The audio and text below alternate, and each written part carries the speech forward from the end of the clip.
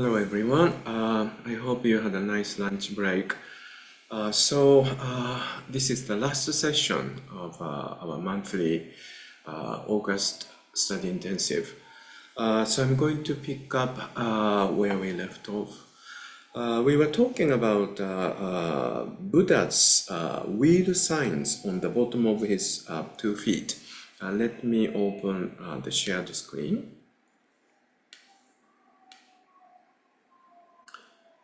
So I was talking about, this is actually called the Senpukurin, thousand spoked wheel. This Buddha's 32 marks. Recently, I went through Digha Nikaya. By the way, I think I should explain this from the beginning, just in case you're not very familiar with, because many of us who comes from Zen tradition don't particularly pay much attention to Pali-canon, which is a very bad habit. I'm also trying to correct that habit by introducing ancient Buddhism lecture series as of next winter season. But anyway, Pali-canon consists of 3 separate categories, and then Sutra is one category. And in that one category of the Sutra, we usually call this category as a basket, as this is the original way of talking about this.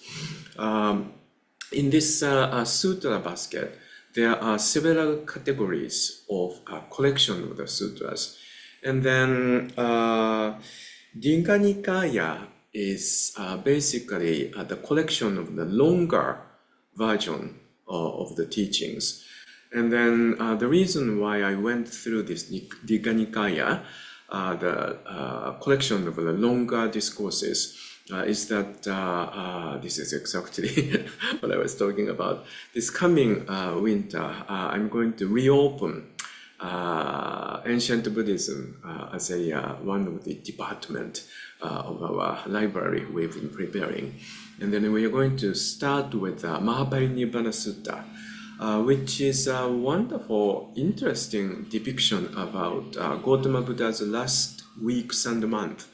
And then it goes into his illness that leads him to his death.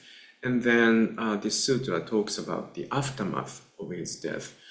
But anyway, so to do so, I went through the entire Digha Nikayas, just not only Mahāyāna Sutta. And one thing which was very interesting to me was, this has been, I have to confess, more than maybe 8 years since I took a look at the Digha Nikaya in detail. So it's been first time since 80 years ago. But anyway, this time it really hit me that many of those sutras do talk about Gautama Buddha's 32, physical marks. As I mentioned earlier, those physical marks were not just as an emblem of Gautama Buddha's physical marks, but even prior to Gautama Buddha's time, in ancient culture of India, often talked about that if there's a really sacred man appears in this world, these sacred men usually share these 32, physical marks. So many of those sutras in Digha Nikaya is so insistent almost. He has these 32 marks. And some of those sutras even say when Gautama Buddha was challenged by other people who didn't initially believe in or trust in Gautama Buddha's teaching, and keeps asking, so if he is a really good teacher and really enlightened man, he must have 32 marks. So show us, kind of thing. So historically speaking, this, continuously they are really emphasizing that Gautama Buddha has 32 marks means in those days, Buddhist organization was probably constantly threatened by other group of organization. This is most possibly the reason why they are so, fervent, talking about he has 32, marked, etc., etc. So I thought that was very interesting. So it is also sounds like a self-promotion of Buddhism, which also means Buddhism wasn't probably had a need. Buddhist organization had a needs to do self-promotion. So in other words, this Digha Nikaya, the collection is really not about the sutras. It is really more about some sort of a kind of interesting historic record.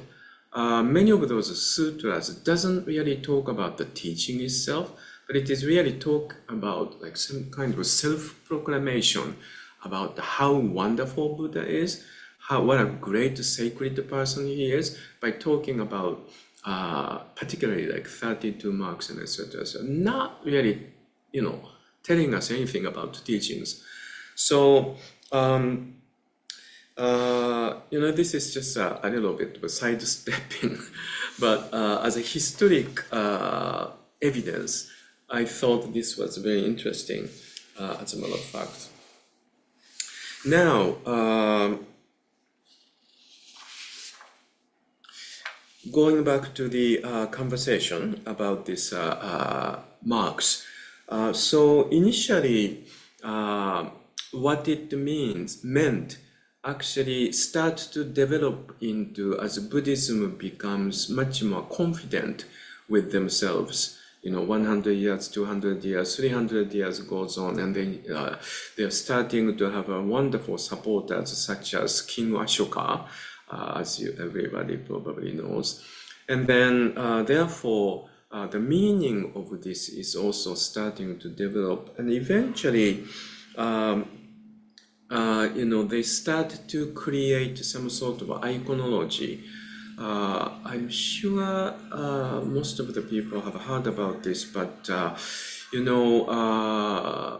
for nearly 300-400 years after Gautama Buddha's death, no one in India dared to try to depict Gautama Buddha as a human image. In another word, this is their tradition not to depict something sacred in statues and stuff. I think other traditions, other religions have the similar idea, but indigenously, Indian folks didn't do that, and also didn't write down the teachings.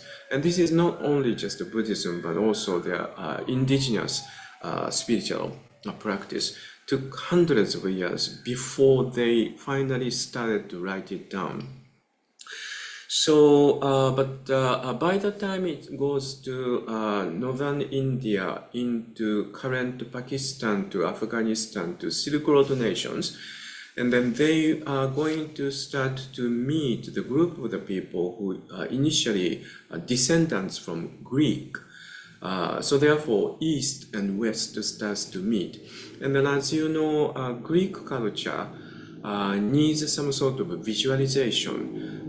It's kind of opposite. They have this type of tradition and culture, even some conceptual idea needs to have something visual. So for instance, let's say beauty is a conceptual idea, but they need some kind of a physical presentation. So they come up with some sort of a symbolic, symbolized person whose name is Venus, and then create a statue of Venus. So therefore, as Buddhism starts to meet this completely different tradition, but then teaching itself is very influential to those people. But these people comes from that tradition, so they started to create imageries. First imagery was not about Gautama Buddha himself, but also something that hints Gautama Buddha. So therefore, there will be some sort of utensils that Gautama Buddha might have used, or some kind of building he might have been inside. From the excavation side, oldest layer of those so-called Buddhist iconology is not the figurine or humanized form, but buildings and symbolic way of talking about and symbolic marks, etc., etc.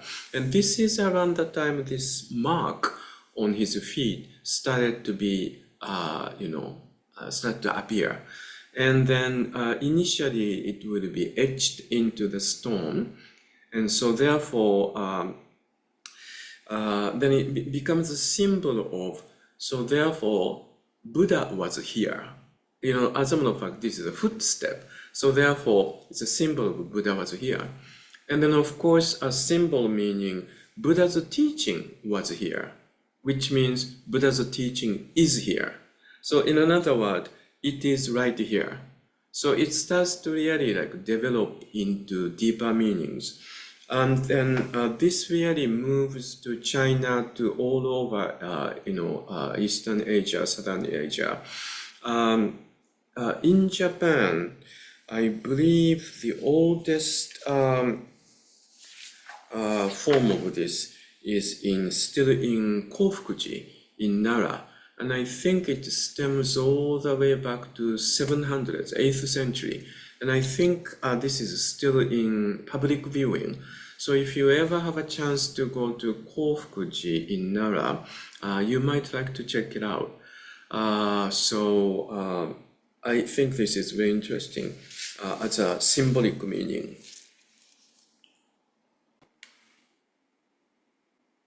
Sorry, I just found my note. So the oldest one I was telling you about in Japan is not in Kofukuji, but it's in Yakushiji.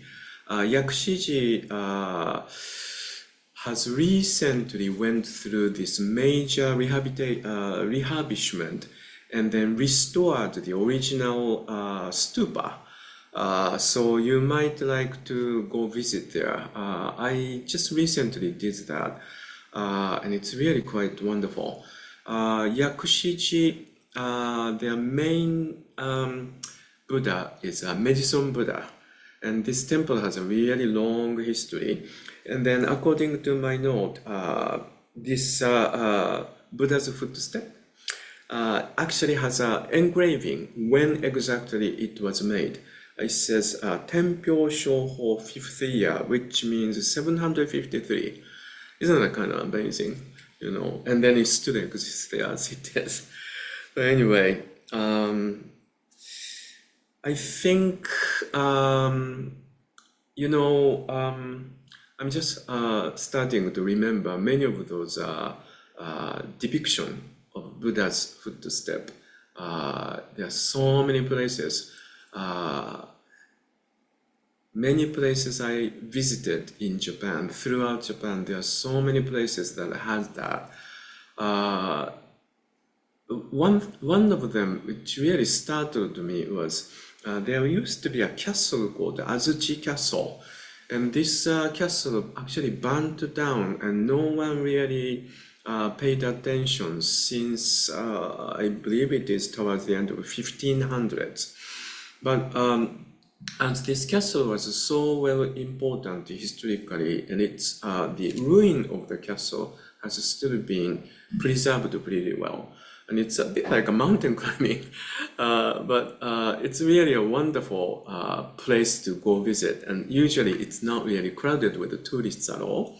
So last time I went there, I really wanted to get away from the crowd, and I wanted to kind of exercise by climbing these hills and stuff. So you climb and climb and climb. This is like a real mountain climbing because the steps is made in the way that it's not easy to come, because it's almost like a fortress. So therefore, to prevent people easily come up to the top of the mountain, the first portion is really high. It's almost like, for my height, I really have to climb on each steps. But I did that, and then I went all the way to the top of the mountain where it used to be the major portion of the castle was standing. On the process of that, as I go in, I found there was a stone that depicting the Buddha. So it really was like, wow. By that time there was nobody around me, and it's almost like this whole ruin, the whole mountain of the ruin of the medieval castle. I was all alone. Then there you see the footstep of Buddha. Then you start to feel, yeah, that's right. Even in this castle site, they actually did build temple. And temple is also burnt down, but also the ruin of the temple is also preserved there. So teaching was all over the places, and it was kind of interesting experience, It was almost like a reminder. It's almost like Thich Nhat Hanh's mindfulness bell. I think at that time I was really absorbed into this mountain climbing, physical, activities, and I wasn't thinking anything about the Buddha's teaching or anything at all. Then there you go, in front of you, Buddha's footstep. Then you really start to recognize, wow, that's right. Teaching is all over the places. But anyway, let me go back to what we are doing. So we were talking about poems and poems and poems are going to be recited, and it spreads, and then these poems are recited 10 times, and each time it feels like a visceral feeling of this luminous light is going to spread like rippling effect and rippling waves. Let's see. 284, page 284. This was the leader in the previous chapter, and this bodhisattva, Manjushri Bodhisattva, who was have been the reader in the previous chapter, and now he's also going to be the leader of this chapter, and he's starting to. I'm basically thinking this is a singing song, There are lyrics and there's a poems, and then very often Buddhist poems are written as a lyrics that comes with the melody. I really read this and I feel it's very melodious. So I would say Manjushri is starting to sing these lyrics. At that time, let's see, second and third paragraph. At that time, in the presence of those Buddhas, each of those Manjushri Bodhisattva simultaneously spoke these verses. In translation, it says spoke these verses, but the imagery is really about the singing these lyrics. And then these lyrics or poems recited different ones. 10 different one is recited, so therefore 10 times. And then each time Buddha's komyo, luminous light starts to spread all over the places. And this is really like imagery of Buddha's, turning the wheel of the teaching. Teaching is starting to really spread. I think at the time of, Avatamsaka Sūtra is finally edited into this large portion. This is really happening in toward the those desert area currently in as a semi-territory of China. So therefore, it has already started to develop from India to all the way into this area. So they themselves probably had this visceral feeling of this, light, the teaching, Buddha's influence is really starting to spread and spread and spread, and finally even reaching to this really remote desert area. I think this is very interesting. Now, to show you those 10 poems, I just like to point out those pages. Where are those 10s? So please take a look at your textbook. I'm going to bring this in front of the camera too, so I can see it too. Poem number 1, poem or lyrics or whatever, verses, shall we say. Verse number 1 is on page 284. And then verse number 2 starts at the end of 285. Are you following? And then verse number 3 starts from 287, page 287. And then verse number 4 starts from the end of the, at the bottom of page 288. And then verse number 5 is starting from the middle of page 290. And then verse number 6 starts from the bottom of the page 291. And then number 7 is on page 293. Okay? And then verse number 8 is towards the end of page 294. If you are looking at this hard copy, it's kind of easy to find because verses are always, this translator is using verse as a smaller font. And then verse number 9 is in the starting from the middle of page 296. And then finally, last verse is on page 298. I just wanted to point that out because we are not going to be able to read the whole 10 sections, but I really like to pull out a few things out of some of these verses. So it's easy for me if you do know where I'm talking about. So, I always feel this way. If you are taking a look at the development of Buddhism from, let's say, Southern Buddhism into Mahāyāna Buddhism, if you take a look at it as an information, it's just a historical information. But also, I think this is really a history of sincere practitioners' internal development.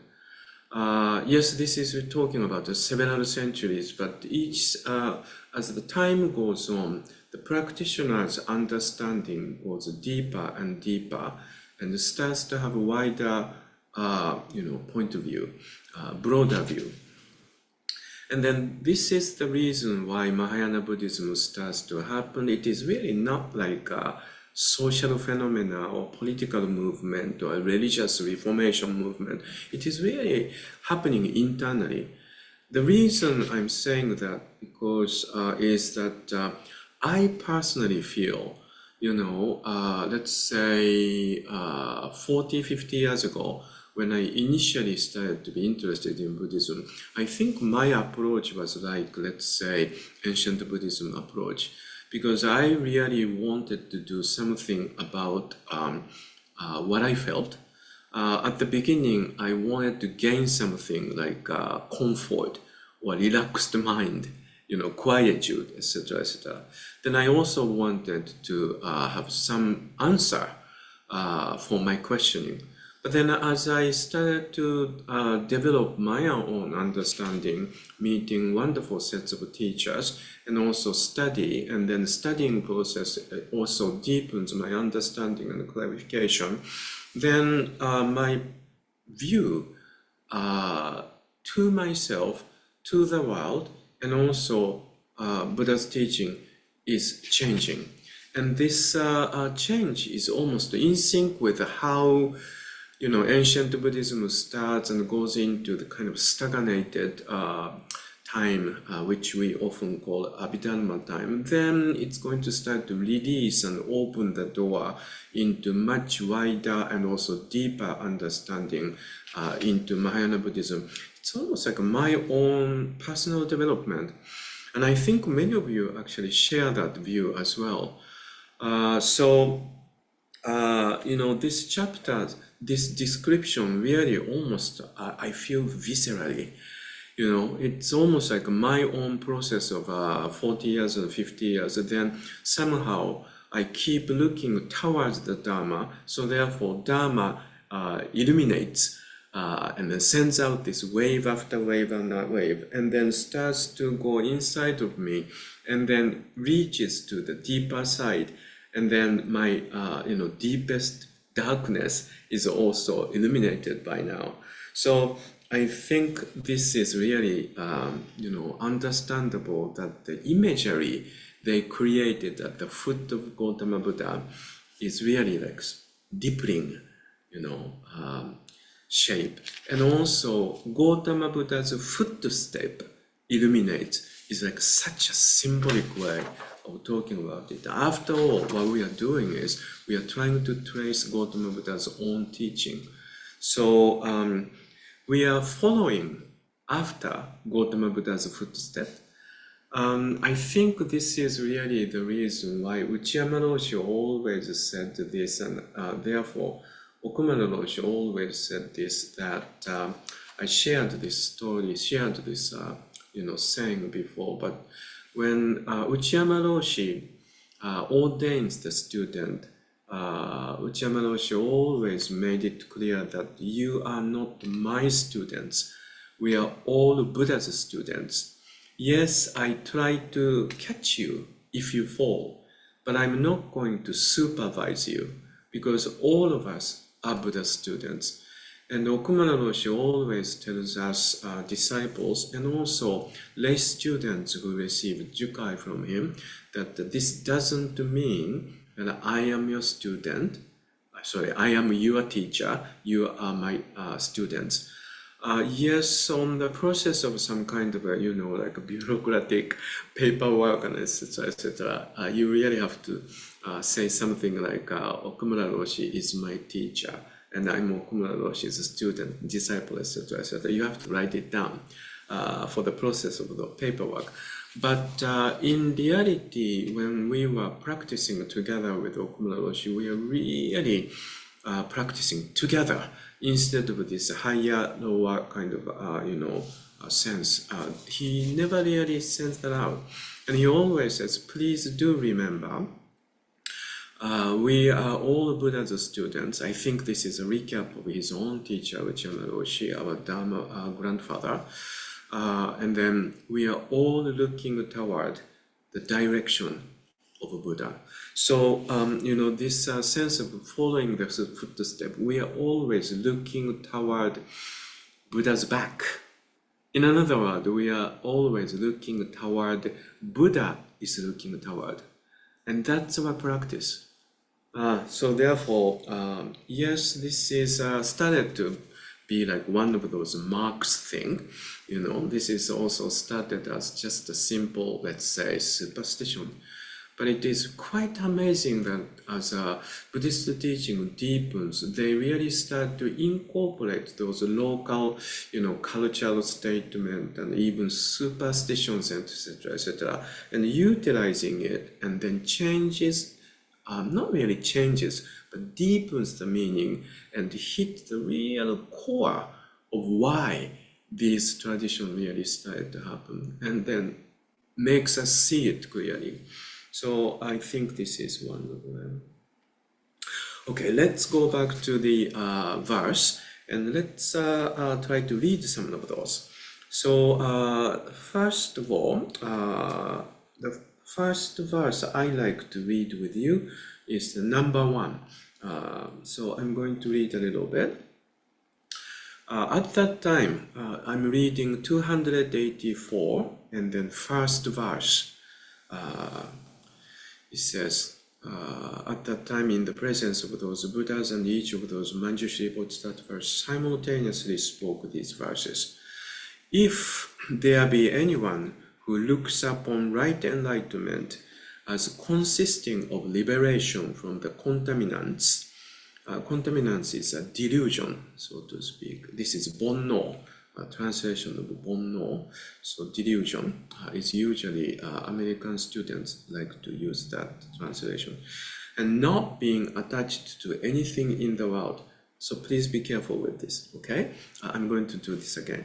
If there be anyone who looks upon right enlightenment as consisting of liberation from contaminants, delusion, and not being attached to anything in the world.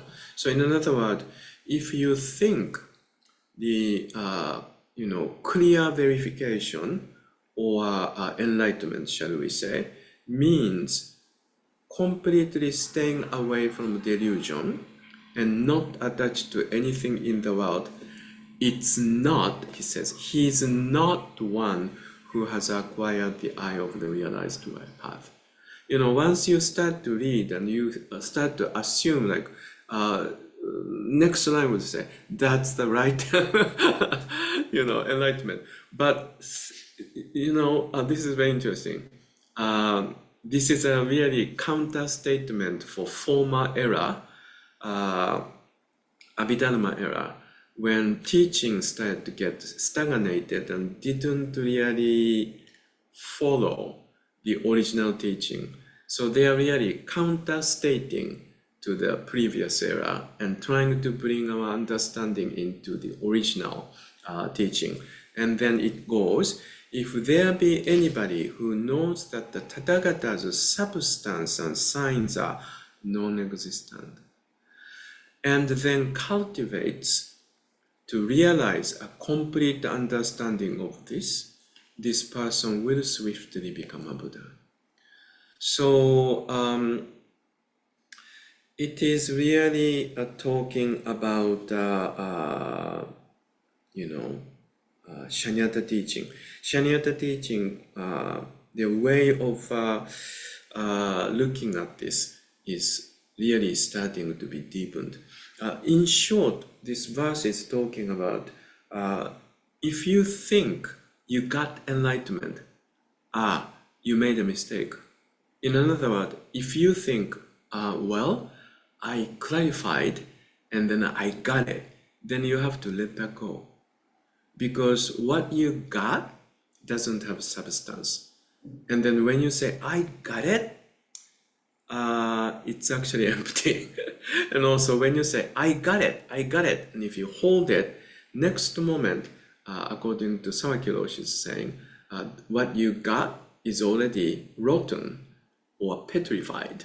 That's what the Uchiyama Roshi's kind of rephrase on. That's how this space and time is actually originally explained. So this is very interesting. I think what they are talking about here is also related to 7 factors of awakening. Let me open the shared screen again. Let's see.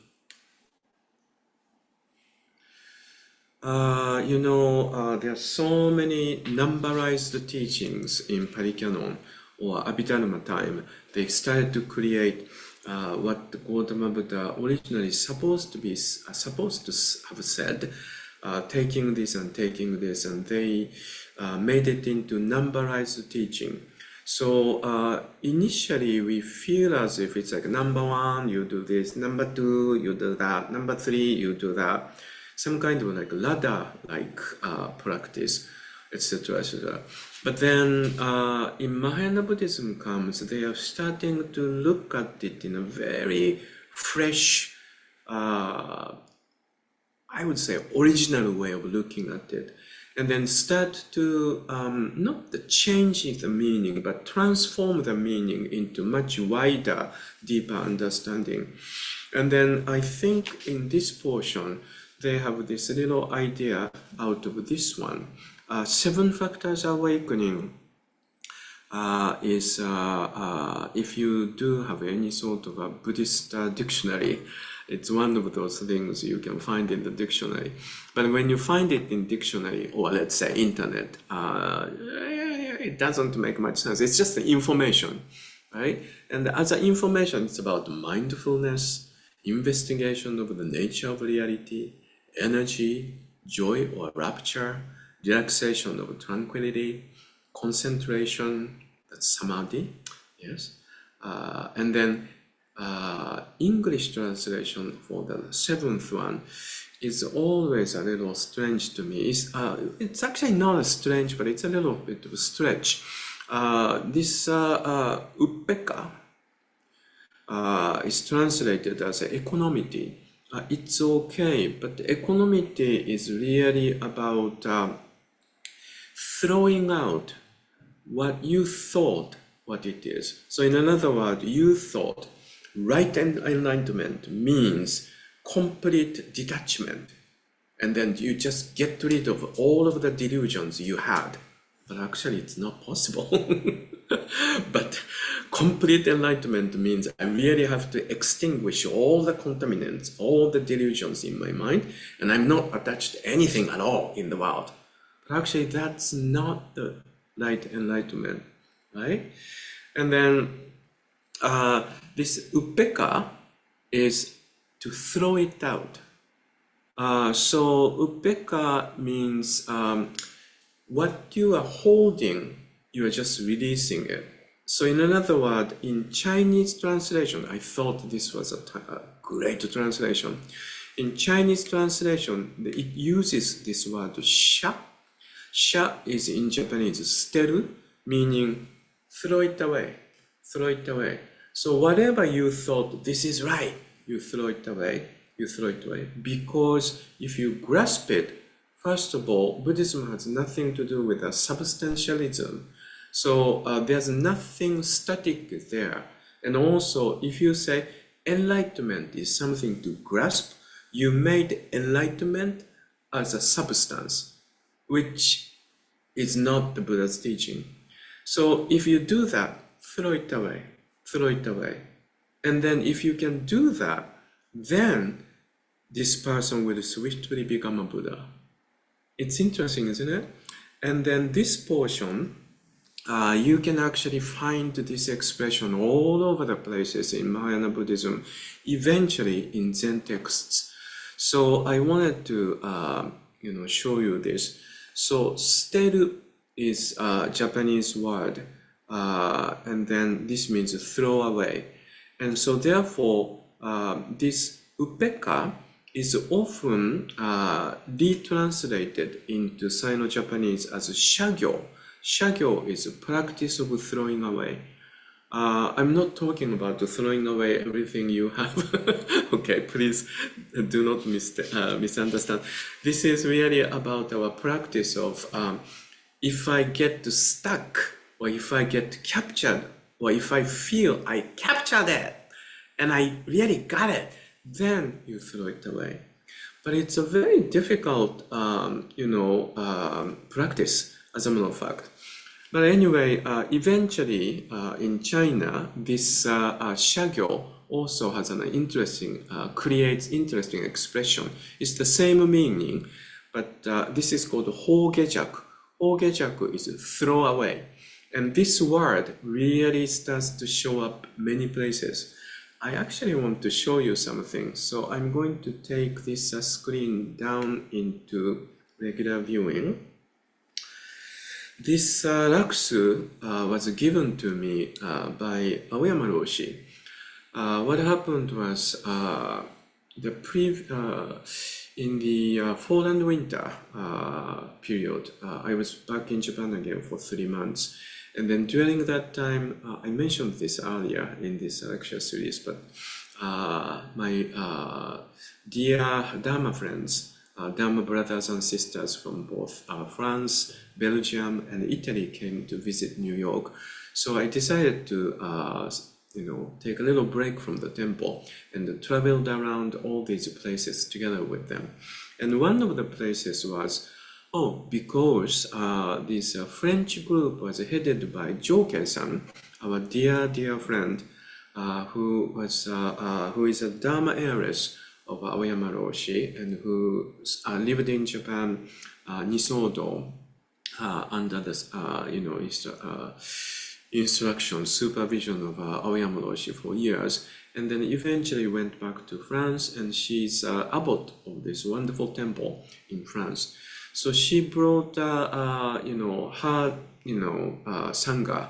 As a matter of fact, there are so many people. She divided the group into 3 groups, but one of the group also had Francois' son and also Moksho-san from Belgium. They are very close to each other. So therefore, Francois and Moksho-san went to Japan first and then went to see Aoyama Roshi and was staying in Aoyama Roshi's temple called Muryoji in Nagano. And so therefore, it was almost like, yes, we are going to visit Aoyama Roshi, but also visit Francois and Moksho-san as well. So all of us got together at Aoyama Roshi's place, and it was a wonderful day.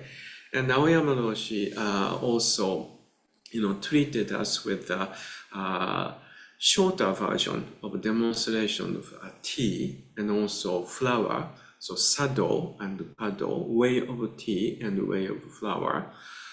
Because she's also a very well-known licensed master for those practices as well.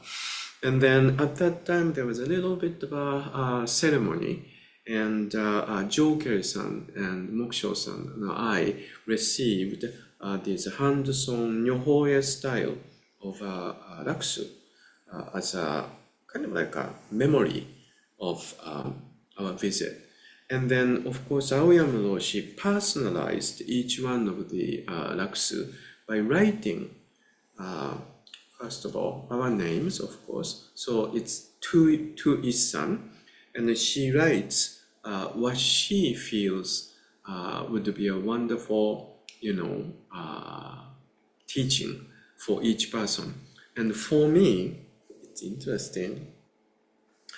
And of course, it comes with a purse, fukusa, to keep the raksu. So it's a raksu case. And inside the raksu case, she also writes something and then also stamps it. And then it's, let's say, protect and maintain Issan. And the teaching she gave to me is, can you read? It's hogejak, throw it away. Isn't that interesting? I don't know how she thought, what was her process of, this is a very appropriate one word from Zen teaching for me, but I somehow can understand it. So whatever I feel I got, I should throw it out and then just move on. But anyway, so let me just go back to showing you this on the shared screen. So that's hogejak. There's a wonderful case in Book of Serenity. Book of Serenity, Shoyoroku, our koan collections, out of which all the shuso has to choose one of the cases for his or her own osenshiki. And then this particular case is number 57. It's called Gonyo Ichimotsu. Gonyo's one thing. Yes. You may be familiar with this, but let me just read this through and explain. Currently, I'm trying to offer our own or my own translation of all of those cases. But I haven't done up to 57 yet. So therefore, this is a given translation. So it is not mine. So I'm going to add a little bit of explanation. Venerable, I wouldn't use that word. But the venerable was because of the sonja.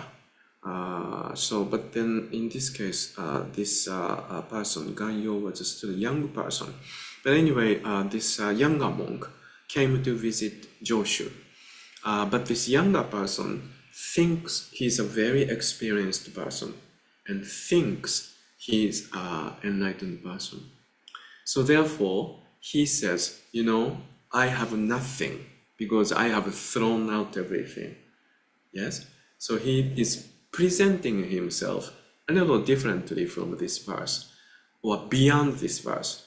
So this verse in 284 says, if you think you got it, you actually didn't get it, because actually there's nothing to get, and you just have to, take care of this moment and this moment, this moment. So out of that, he says, I have nothing. I threw out everything. He says, he asks Joshu, when not a single thing is brought in, then what? Oh, that's really tricky. And he says, I don't have anything. So in other words, now, in a truest sense, I'm enlightened.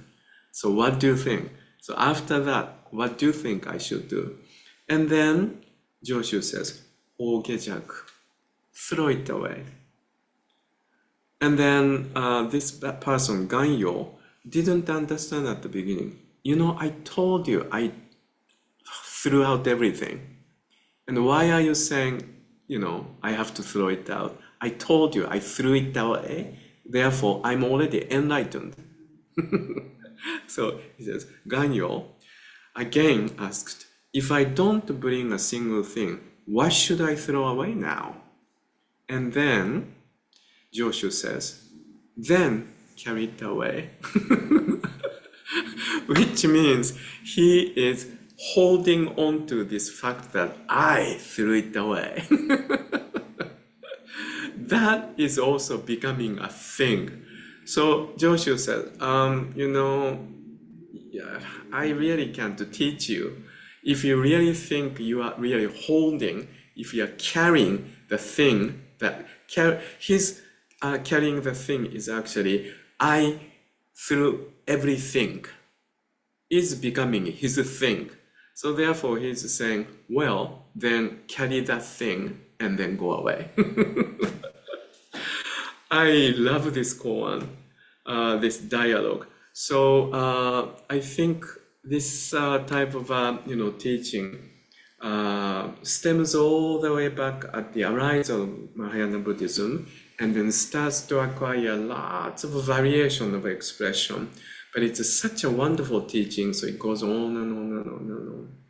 And then up to now, like Aoyama Roshi is also telling me, throw it away. Yes, that's our practice. Let's see, what else can we do?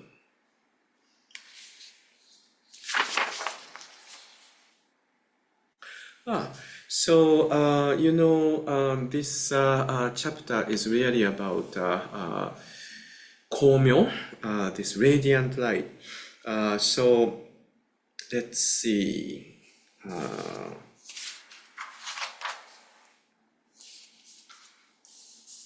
285. Towards the end of this verse, also, this is verse number 1 still, it says, beings have no arising, nor do they have any destruction. Translation is a little different, and so it sounds a little awkward, but this is exactly like Heart Sutra we are really reciting every day. So there's no death, there's no end of death, there's no birth, there's no end of birth. Yes? And then if one acquires wisdom as such, and if you really, see the point of this teaching, clarify the point of teaching, one is bound to realize the unsurpassed path. This is really like core of the emptiness teaching.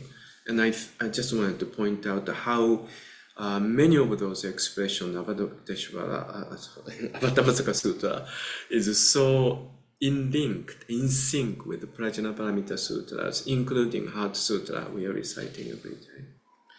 And then next portion, stanza, says, If one is able to understand, if one is able to understand the incalculable within what is one, so it means Issai is in one, in ichi. So all is in one, and also understand the oneness of what is incalculable. Again, translation is a little struggling, but this is about if you can see all in one, and also understand one in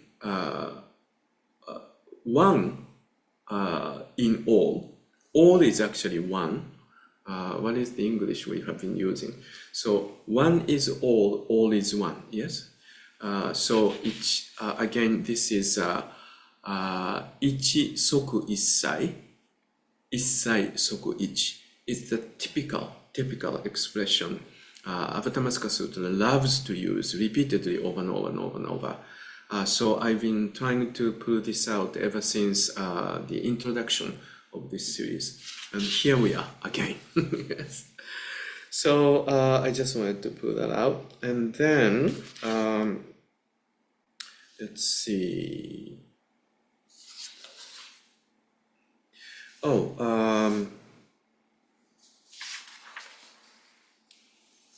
yeah.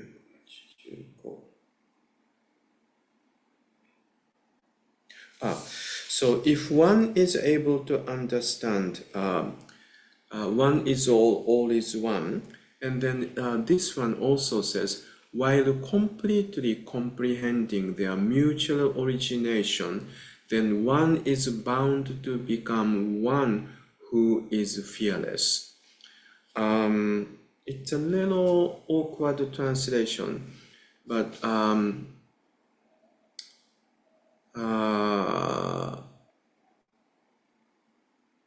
what they are talking about is one is all and all is one, and then you can also understand this mutual origination, this interdependent origination, innensho. This is their translator's way of talking about innensho.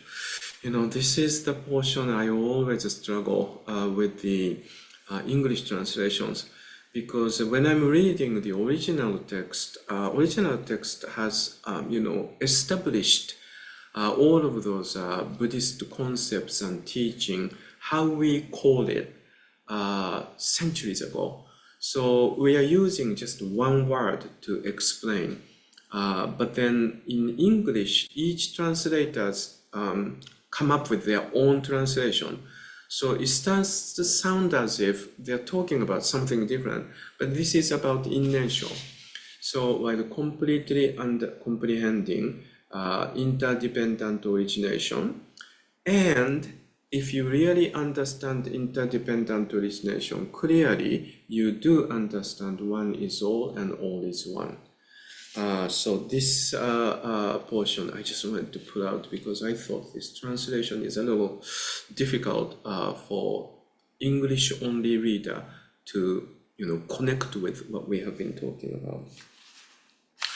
Now, and also in original, though in this translation doesn't really show, in original what they are really talking about is, even though in interdependent origination, there's a matter seems to be recognized, but at the same time, this matter that you recognize is also empty. So yes, it is there, but it is also empty.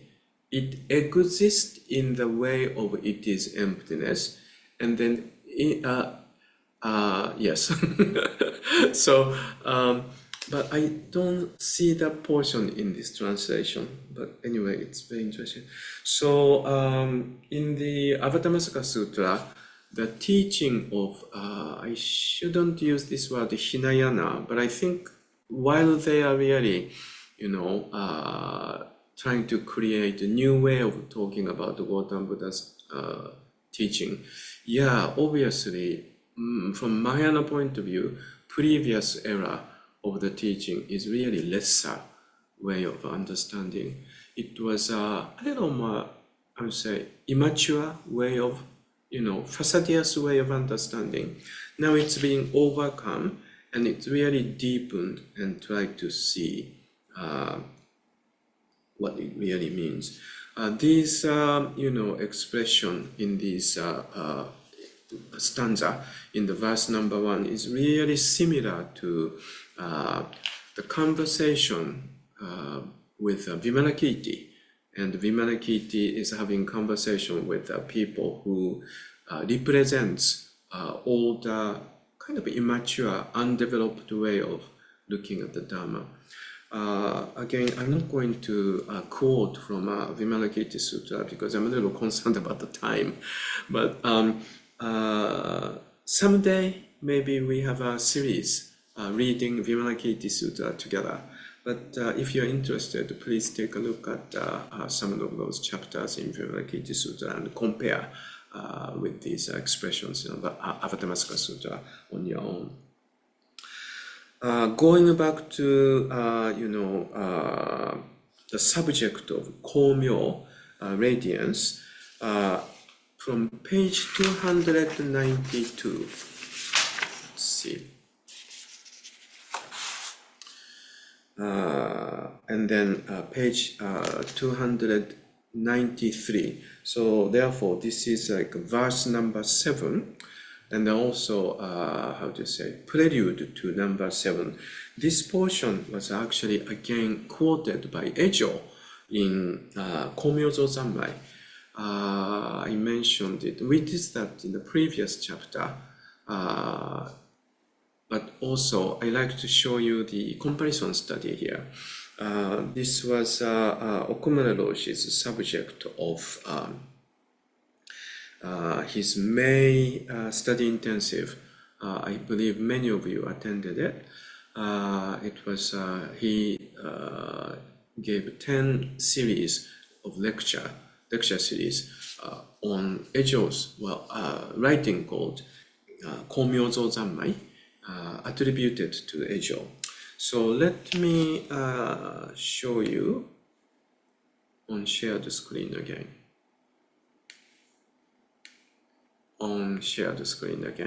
Let's see. Oops, sorry. This isn't it.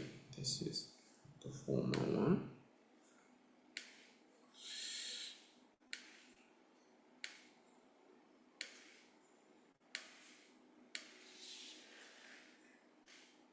Okay, so it actually starts from 292, and then Ejo quotes. For those of you who may be able to recognize this, let me just wait, what happened? The one in black is the original writing of Ejo, and then red is Yomikudashi. This was added by Okumura Roshi himself, and then Okumura Roshi also added Japanese translation, and then black in alphabet is translation. But now this translation again shows you the one in yellow is the one you are actually reading. You have this translation. This is the book we are using as a textbook. The one I didn't mark in any color is the previous former translation. Based on that, this new translation kind of came as a counter statement of let's just fill out some sort of flaws or enhance the good portion of the translation, etc., etc. So let's see, one by 9. This chapter 9 is in Sino-Japanese. This chaptering is not really the chapter we are talking about here. It's different chaptering. So it says chapter 9, but this one actually in sync. I'm sorry. I'm just going to delete what I just said. So anyway, it's the same chapter portion. In chapter 9, Awakening by Radiant Light. So that's the different translation. Our title is Radiant Enlightenment. Awakening by Radiant Light sounds better, actually. Of the same sutra meaning Avatamsaka Sūtra, it is said, then the light beams past 100,000 worlds of and illuminated 1,000,000 worlds in each of the 10 directions. This is towards the end of page 292 of your textbooks you have. So it says, at that time, light rays, that's the komyo. If you can take a look at this, this is komyo. I'm going to mark this in blue. Okay. At that time, light rays went beyond 100,000 worlds and everywhere illuminated 100 milliards of worlds in the east.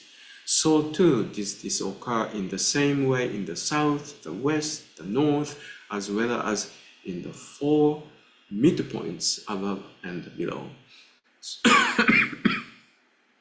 Excuse me.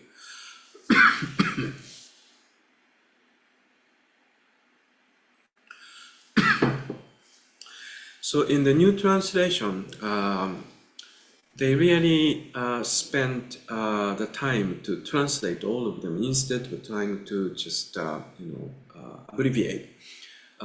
This is a great effort, I think.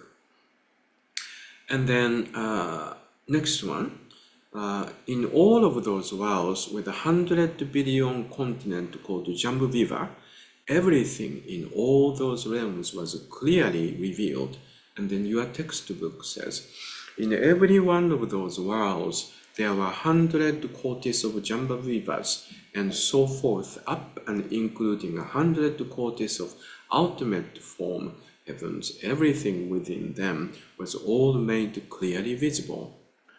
I think it is very interesting that new translation is really keen on, putting everything in plural, so that it gives the leaders of the chance of this sense of expansion. As you know, in the original Sino-Japanese, there's no way to see single or plural. We don't use those. If this is a plural, numbers of such and such, there will be a word you have to look for in the line or previous, context and etc. But obviously, the context is really about this multiple sense of rippling sense and extensiveness. So it is a probably good choice for translators to translate everything in plurals. You have noticed Manjushri is not just one single person. Yeah, it's Manjushuris from all over the places. It's a great imagery, I think. And then Ejo actually cut some portions. This Naishi, you probably noticed this one. This is pronounced as Naishi. In Heart Sutra, if you are reciting some of those days of the week in Sino-Japanese, there's a word Naishi. Naishi is, I'm going to cut the middle portion because everybody probably can see or probably knows. So in Heart Sutra, they are starting to negate, or not really negating, bringing the sense of emptiness into all of those very famous teaching. Like it says, mu kushu metsudo is mu kushu metsudo. That's saying Four Noble Truth is also empty. Yes, and then they also talk about mu shiki mu ju so gyo shiki, and that's 5 skandha is also empty. Mu gen ni bi zeshin yi, that's 6 sensory system is also empty. And in that line, they also say 12 links of causation is also empty. But 12 links causation is too long to say, so therefore it says naishi, saying only the first portion, last portion. But then we are supposed to catch, okay, so we are talking about 12 links of causation. So this is naishi again, So he cuts some portion and he goes into page 292, I think. So it's the in your textbook, it's the first open paragraph, 293. It says, その時に is, let's say, I'm going to not going to read the Japanese portion, go right into English. Then the Manjushuris in all those places, each in the presence of the Buddha in that place, all simultaneously spoke out, saying these verses. Again, Manjushuris are offering more and more verses, and this is the 7th time. But for some reason or another, Ejo really feels for this verse, so he quotes, at that time in each of those places where those Buddhas dwelt, those Manjushri Bodhisattvas simultaneously spoke these verses. And these verses are, you can see these verses on your textbook, but on the shared screen, you see the comparison study. The former translation is the enlightened one most free, transcending the world, relying on nothing, deplete with all virtues, liberates creatures from all state of being. Now, new translation, the Tathagata, the one most possessed of sovereign mastery, has transcended the world and has nothing on which he depends.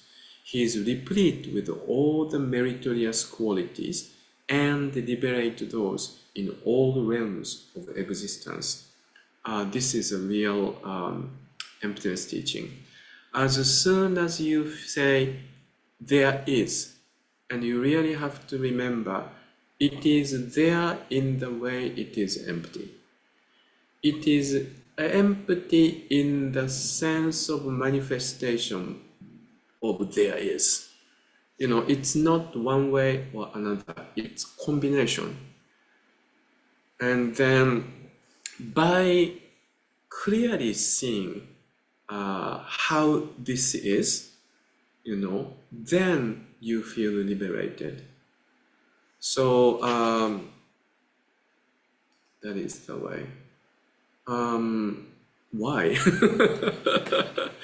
Because if you feel stuck with there is, you know, you're completely stuck. And if you say, oh, there's nothing, so it's okay, now you are nihilist. You're not okay.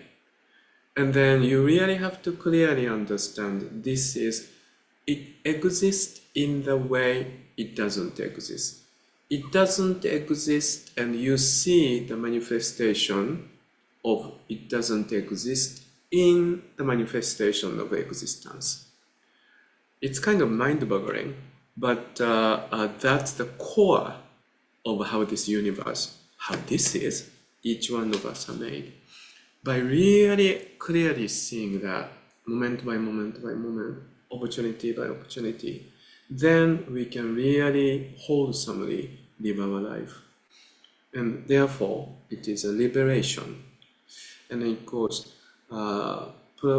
previous one says, unaffected, unattached, without conceptions, resting nowhere, substance and essence, immeasurable, those who see all praise. And then new translation. I think new translation is kinder, I think, because I know it is very difficult to translate the poems because this is such a poem. And also this is translated from Chinese. And so therefore Chinese poems are so difficult to translate into Western languages. But you know, new translation kind of guides us how to read. He is free of defilements, free of attachments, free of conceptions, and has no place in which he abides. In other words, no place he gets stuck with. His essential nature is measureless. All who behold him are moved to praise him. And then next one, light pervasive. Former translation says, light, pervasive, clear and pure. In this case, this light is of course Komyo here. Komyo is not only the symbol of a teaching, but also what it is. So, in another word, Komyo is Buddha. Komyo is Dharma, because Dharma also has the meaning of what it is with a capital D, and then teaching itself.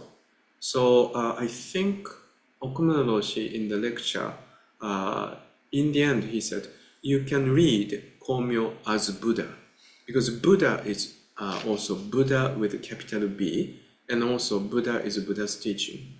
So light, pervasive, clear and pure, clearing away mundane afflictions, immutable beyond extremes. Immutable beyond extremes. This is enlightened knowledge. And then new translation, I put the note, it's page 293. His radiance is everywhere and pure, for the dusts and entanglements have been entirely rinsed away.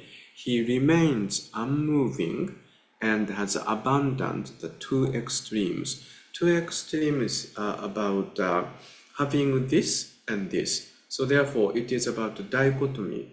So if you abandon the two extremes, you went beyond the extremes. Well, beyond the dichotomy. In Vimalakirti Sutra, they use the word reconciliation of dichotomy. Yes? He remains unmoving and has abandoned the two extremes. These two extremes, please take a look at the original Chinese. This is, we pronounce this as Nihen. So therefore, it's really, you stand this, and as soon as you stand this, you stand something facing. So there's two sides. Yes? So that's dichotomy.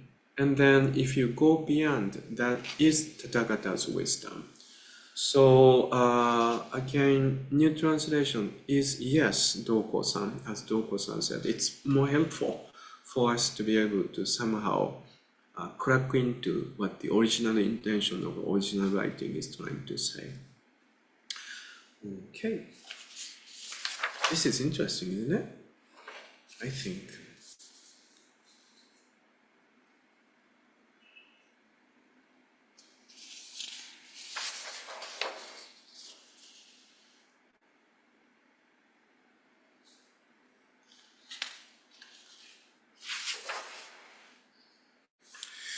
So, let's see. I'm going to click this off. So what we have been reading in this chapter, again, also became an origin of a very well-known visualization type of meditation system called Bukkokan. I think I should write this down. Hold on. Maybe I did write. No, I didn't. Let me write this down. Oops, sorry. Bukkokan.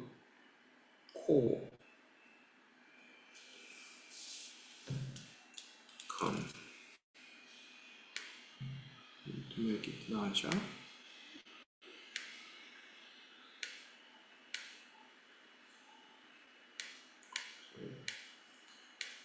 This is, I'm going to write this down in the original kanji.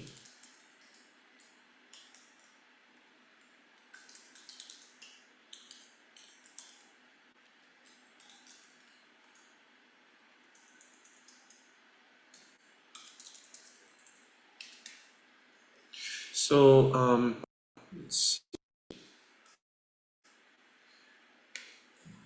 So what it is, you know, in these two chapters, there's an illumination, and this illumination is almost visceral feeling of Buddha's teaching really illuminates our own, you know, ignorant darkness, and it has this goes spread down and spread down, widen, deeper and deeper. then we start to see the true reality more and clearly, and more clearly, clearest. Yes. So therefore, out of that, utilizing this sense of visualizing the light, and visualizing the light is starting to spread and more in China, and also Korea and Japan. Kegon school, Avatamsaka school, really started to incorporate this way of meditation system, like Soto school, Dogen school, that's Shikanta Zazen. They have this type of visualization of light. This actually shows up in Pure Land Sutras too. I mentioned this Pure Land Sutra. I'm going to take down. Oh, sorry, I should have explained this first. Hold on. So, for those of you who really, this is Butsu, Hotoke, that's Buddha, and then Ko is the light, ray, illumination. And this Kan is observation, but this is the type of kanji that is utilized into a really deep observation, like when we are sitting zazen. So it's really not like my eyes sees and trying to figure something out, but it is really about body and mind completely full attention is paid. So often when you see this word kan, this is also, of course, kan as a kannon. We are talking about really deep type of meditation. So Bukkokan, you can kind of almost translate as a Buddha's illumination meditation, visualization meditation. But anyway, let me take this down. I spoke about these 3 Pure Land Sutras in the previous lectures, and I spoke about that middle section when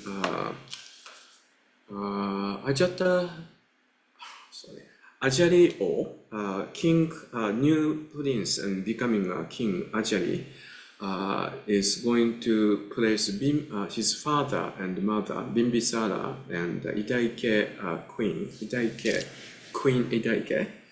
I'm sorry, I'm using Japanese word, but many of you might have heard about this story in Japanese as well. So I'm sorry, I can't really pronounce this original Sanskrit word right away.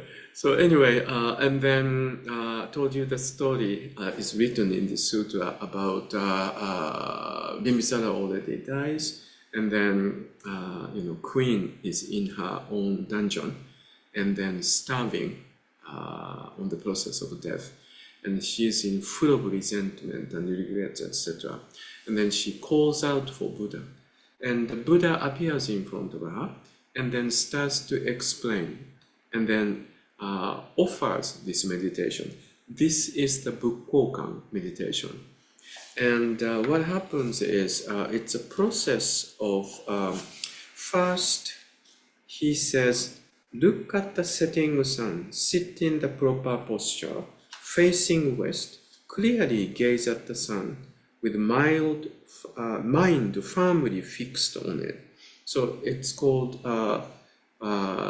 sunset viewing meditation. It's very interesting. In Japan, there is a headquarters or a main monastery, main temple of Honen's, temple. Honen Shonin created this temple. It's still very active.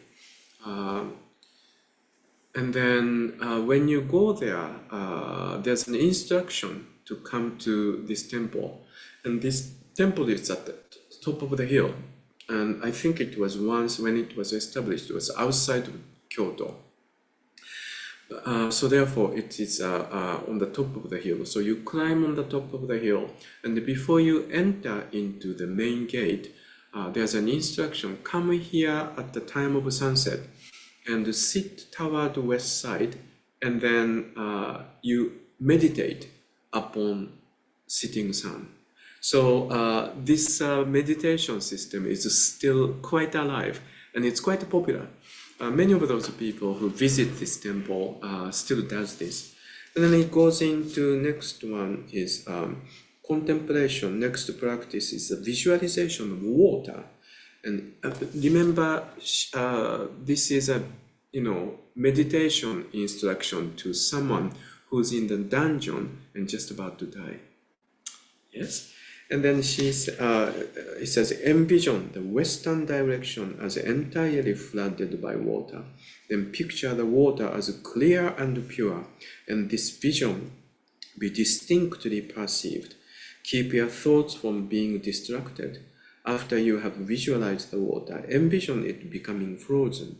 After you have visualized the ice as transparent to its depth, see it turning into beryl. Beryl is a translation of rudi, I think. It's a type of the semi-precious jewel that's been utilized as one of the 7 most important jewels to offer to the Buddhist iconology or altar, etc., etc. But anyway, the image is so beautiful, When you have attained this vision, next imagine that the beryl ground shines brilliantly, inside and out, that this ground is supported from below by columns that are made of diamonds and 7 kinds of jewels hung with golden banner. So now, from the sun meditation, it's a water meditation. And then it goes into the third process, is ground meditation. Fourth meditation is the tree meditation. And then pond meditation. Remember, pond has a very specific resonance to the Indian people about some sense of solace and comfort, purity, cleanness. And it was also indigenously a part of a spiritual process to clean yourself in the beautiful pond. And then it goes into meditation upon lotus seed, dayas. And then it goes into imagining Buddha on the top of this lotus dais, and then it goes into etc., etc., etc., etc. As a student of Dogen, you start to feel, okay, we don't really meditate that way. But at the same time, visualization has been one of the major stream of Buddhist meditation as well. It's very interesting. This is something we really don't do, and we really don't believe in it. But I think some group of the people really started to develop the sense from something like Avatamsaka Sūtra, this chapter. And then in this particular sutra, she really starts to come to the point of understanding this whole world is actually created by own karma, but also own karma you cannot really examine because it is interdependent origination. So what's happening is, yes, sometimes it's really, tremendously awful thing, like in this case. But at the same time, it's not your fault. It's actually not anybody's fault, It is very difficult to point out who did this, though we always like to, find somebody who can blame. But if you really start to clearly understand, even this, Prince Ajata, it's the creation of his own karma of interdependent origination. So as it is, what's happening is just right here, right now, it's a manifestation of entirety. And right here, right now, actually, it's what the Buddha created. And what the Buddha created doesn't have good or bad. It's just as it is. In another word, just like Avatamsaka Sūtra, depicts, as it is already a pure land. And that's the message of this very curiously narrated sutra. And then towards the end, she gets it. And then ending portion says, wonderstruck at this revelation, she attained great awakening with clarity of mind and insight into non-arising of all dharmas. Non-arising of all dharmas meaning interdependent origination. Non-arising is also no-end of non-arising. Yes, because it's both.